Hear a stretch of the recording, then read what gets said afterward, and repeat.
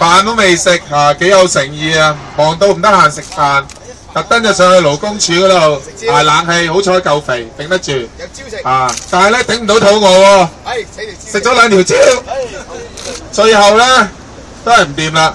嗱，我覺得有單嘢咧好鬼得意嘅，就係勞工處咧喺我哋企起身準備走一刻咧，就喺度講話：喂，老細嚟咗啦，嚟咗啦！問佢有幾多人嚟咗？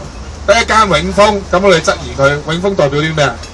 我哋成棚嘅談判代表、工會代表嚟自唔同嘅外判商，得一間永豐喺度，我哋講咩啊？我哋係傾事前已經係傾掂咗，我哋係要齊上齊落嘅，係咪？係。我哋唔會令到任何一間公司嘅兄弟係留低佢哋嘅，係咪？係。我哋同勞工處咧講得好清楚㗎啦。佢話：喂，啲人等咗你2個半鐘頭喎，我哋2點半先上去啊！咁我同佢講：喂，大佬啊，我冇應承你12點上去喎。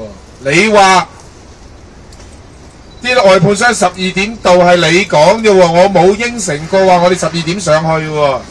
啊，最後勞工處係用一個工會談判代表嘅名義邀請我哋上去，咁我哋上去聽下佢噏風噏濕噏啲乜嘢咯。去到原來俾人擺喺冷氣房，擺咗2個半鐘頭。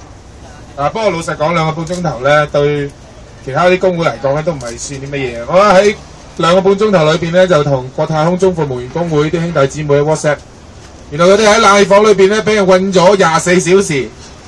啊，咁咧我哋都未破到紀錄，希望就唔需要破紀錄啦。咁咧我哋仲有啲談判代表咧翻緊嚟嘅，咁我哋工會嘅總幹事啦何偉雄啦，咁另外我哋有幾個談判嘅代表，我哋等埋佢哋咧，就再講多2句，同兄弟分享下究竟我哋喺嗰2個半鐘頭裏邊咧做啲乜嘢？